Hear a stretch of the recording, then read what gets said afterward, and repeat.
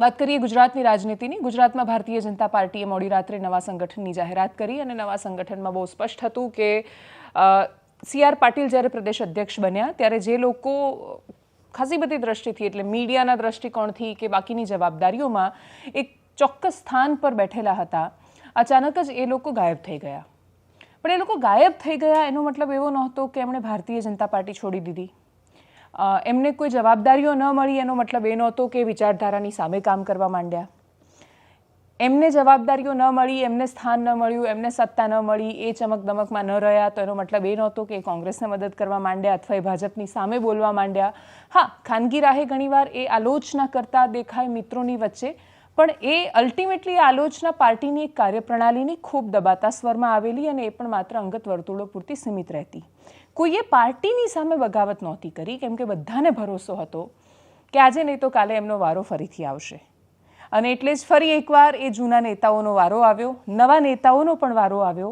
અનેક નવા ચહેરાઓ છે કે જેમને અલગ અલગ મોરચામાં ઇન્ટ્રોડ્યુસ કરવામાં આવ્યા અને ભારતીય જનતા પાર્ટી ફરી એકવાર જગદીશ વિશ્વકર્માની નવી ટીમ સાથે પોતાના કામની શરૂઆત કરી દીધી. બધાનું સ્વાગત કર્યું, મુખ્યમંત્રીએ એમને આવકાર્યા અને પછી એકદમ તંદુરસ્ત રીતે જે ભારતીય જનતા પાર્ટીની પ્રણાલી છે એ રીતે નવી ટીમ કામે લાગી.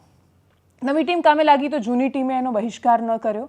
જૂની ટીમે એવું પણ ન કહ્યું કે ભાઈ 4-4 વર્ષથી અમે બેઠા હતા, અમને કેમ ન પૂછ્યું. કોઈએ એવું ન કહ્યું કે CR પાટીલના સમયમાં તો અમે આટલી બધી સત્તા ભોગવતા હતા, અમને તો અમે ક્યાંય ન રાખ્યા અને સાવ દૂર કરી દીધા. કશું જ નહીં, કોઈ જ અવાજ નહીં, ઉહાપોહ નહીં, કશું જ નહીં. બહુ જ સરળતાથી સત્તાનું હસ્તાંતરણ થયું. બીજું દ્રશ્ય આવ્યું કોંગ્રેસથી, પાટણમાંથી. કોંગ્રેસની જન આક્રોશ રેલી અને યાત્રા ચાલી રહી છે. આપણે એક કહેવાય છે એવું એમ કે અમુક માણસો એવું હોય કે આગળ કામ કરતા જાય ને પાછળ અવેરવાનું રાખવું પડે, કેમ કે આગળ કામ કરતા જાય ને પાછળ બધું ખતમ થતું જતું હોય. એ જ રીતે પાટણમાં કોંગ્રેસની સ્થિતિ દેખાઈ. કોંગ્રેસની જન આક્રોશ રેલી યાત્રા છોટાઉદેપુર પહોંચી અને ત્યાંથી બહુ રસપ્રદ તસવીરો સામે આવી કે અમિત ચાવડા છોટાઉદેપુરમાં સાવ ખાડે ગયેલી જે ખાલી કાગળ પર છે એવી નલ સે જલ યોજનાની હકીકત બતાવતા હતા. અમુક ફળિયાઓમાં જઈને તો અમુક જગ્યાએ દારૂબંધીના ધજાગરા ઉડી રહ્યા હતા એ પણ દર્શાવતા હતા. આ પ્રકારની તસવીરો થોડા સમય પહેલા પાટણમાંથી પણ સામે આવી હતી, પણ પાટણમાં આજે બિલકુલ ઉલટું ચિત્ર દેખાયું, કેમ કે કોંગ્રેસના જ કાર્યકર્તાઓએ કોંગ્રેસના જ કાર્યાલયની તાળાબંધી કરી. અને કારણ શું હતું તો કે અનુસૂચિત જાતિના પ્રમુખને એનું જ્યારે પુનરાવર્તન ન કરાવ્યું, એમને રિપીટ ન કરાયા, નામ એમનું હસમુખ સક્સેના, તો બધાએ જઈને વિરોધ કર્યો અને એમણે કહ્યું કે જિગ્નેશ મેવાણી અને હિતેન્દ્ર પીઠડિયા એ આખા ગુજરાતના અનુસૂચિત જાતિ પર પોતાનું નિયંત્રણ ઈચ્છે છે અને એટલે જે પોતાની મનમરજી પ્રમાણે વર્તન કરી રહ્યા છે. પાટણના ધારાસભ્યની આની અંદર મૂક સંમતિ દેખાઈ. એમણે એ પણ કહ્યું કે પાટણના ધારાસભ્યની ભલામણ હતી, લોકોની ભલામણ હતી ને છતાંય એમનું ન સાંભળવામાં આવ્યું અને પોતાની મનમરજી પ્રમાણે નિમણૂકોની જાહેરાત કરી દેવામાં આવી. કોંગ્રેસના નેતાઓ પોતાના બચાવ માટે હંમેશા એવું કહેતા હોય છે કે આ અમારું લોકતંત્ર છે.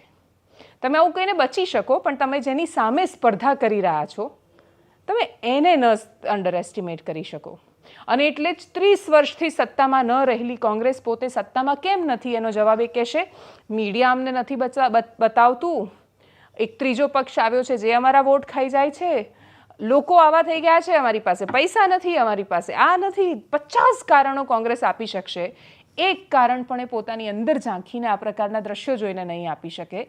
30 વર્ષથી એકનું એક પેપર, એકનું એક સિલેબસ, એકની એક પેટર્ન, બધું જ તમારી સામે છે. અને તોય તમે એવું કહેતા હોવ કે અમે એટલે નથી જીતી રહ્યા કેમ કે વોટ ચોરી થાય છે, અમે એટલે નથી જીતતા કેમ કે EVM હેક થઈ જાય છે, અમે એટલે નથી જીતતા કેમ કે મીડિયા વેચાયેલું છે. તો કોંગ્રેસના નેતાઓ એક વાત તો પોતાની અંદર ઝાંખીને જોવાનો પ્રયત્ન કરવો જોઈએ કે તમારી અંદરનો જે કંકાસ છે એને તો પહેલાં કોંગ્રેસમાં કકળાટ એ તો બહુ ક્લિયર થંબનેલ છે, એટલે વારંવાર લખાતું વાક્ય છે. મીડિયામાં સરસ પેલું કેચી લાઈન લખવાની હોય એટલે 2 શબ્દો હોય, ભાજપમાં ભાંજગઢ ને કોંગ્રેસમાં કકળાટ. ભાજપમાં ભાંજગઢ લખવાની બહુ મોટા ભાગે જરૂર પડતી નથી. કોંગ્રેસમાં કકળાટ એ દર બીજા દિવસે લખાઈને આવતું વાક્ય છે અને એનો જવાબ કોંગ્રેસ જાતે આપી શકે. બહુ જ બધી કાળી ચૌદસો આવીને ગઈ, કોંગ્રેસનો કકળાટ નથી કાઢી શકી. પાટણમાંથી આવેલા દ્રશ્યો પર કરીએ નજર.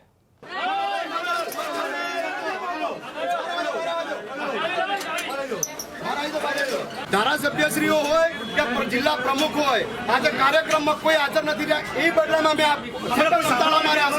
બરાબર આવનારના સમયમાં વનાથી પણ અધિક પ્રદર્શન કરવાનું થશે તો કરીશું. પાટણ જિલ્લા એસસી ડિપાર્ટમેન્ટ ચેરમેન હું હતો સમયાંતરે સમય પૂરો થતા રિપીટલી પ્રથા જ્યારે આવી ત્યારે સમગ્ર ધારાસભ્યો એક્સ ધારાસભ્યો સિટિંગ ધારાસભ્યો પ્રમુખ અને 250 આગેવાનો આ જિલ્લાને માગણી એવી કરી હતી કે ભાઈ હસમુખભાઈનું કામ સારું છે, કોંગ્રેસની રીટ ગણાતી અનુસૂચિત જાતિની સંખ્યાઓનો માહોલ વધ્યો છે અને કોંગ્રેસને ફાયદો થયો છે, એમની રિપીટ કરવાની માગણી હતી. અંતે બહુ મથામણ પછી રિપીટ કરવામાં ના આવ્યા તો આજે સમગ્ર અનુસૂચિત જાતિ પાટણ જિલ્લાના ભેગા થઈ કોંગ્રેસ કાર્યાલયે તાળાબંધીનો કાર્યક્રમ કર્યો છે જ્યાં સુધી આ ના થાય ત્યાં સુધી. આ વિરોધ આમાં છે કે મેઇન રોડમાં એવું જાણવા મળ્યું છે કે જિગ્નેશ મેવાણી, હિતેન્દ્ર પીઠડિયા આ જિલ્લા ઉપર કબજો કરવા માંગે છે, સમગ્ર ગુજરાત અનુસૂચિત જાતિને વશમાં લેવા માંગે છે. એ કોઈ કાળે અમે થવા દેવાના નથી. એવા કયા ખોટા કામ કર્યા હતા એ લોકો? એમણે એવા ખોટા કામ કર્યા છે કે અહીં સમાજ એક છે, દલિત સમાજ નામે ઓળખવામાં આવે છે, પણ તેમને ઉપર બેઠે બેઠે જાતિ અમારી જાતિમાં જે વર્ગીકરણ કર્યું છે કે આને અન્યાય થયો છે, આના અન્યાય થયો છે, એ અન્યાય થયા નથી. આજ તમને પત્રકાર મિત્રોને જાણવા મળ્યું હશે કે સમગ્ર અનુસૂચિત જાતિના લોકો અહીં ઉપસ્થિત હતા. એમનો ઉડાવ જવાબ હતો, જેમ કે અગાઉ જયંતિના જવાબો આપે છે એવા જવાબો અમારી સાથે વર્ણન કર્યું. અમને સ્પષ્ટ ના પાડી હતી કે પાટણ જિલ્લાના કોઈ પ્રતિનિધિ હું મળવા માંગતો નથી. અનુસૂચિત જાતિની જે મોરચાનો છે તેની માંગણી શું છે? અમારે મોરચાની માંગણી એવી છે કે મને રિપીટ કરવાની, હું નથી કહેતો, અમારો મોરચો કહે છે અને જિલ્લા પ્રમુખો કહે છે, ચાલુ ધારાસભ્યો કહે છે. બિલકુલ લેવામાં આવી નથી અને મરજી મુજબ કે એમને કામ કરાય છે. આ રાજીનામાના આવનાર દિવસો 7 તારીખે અમિતભાઈએ ટાઈમ આપેલો છે. જો અનુસંધાને નહીં થાય તો પૂરા પાટણ જિલ્લામાંથી ત્યાં પ્રદેશમાં જઈને 1000 થી 2000 દલિત આગેવાનો રાજીનામા પડશે.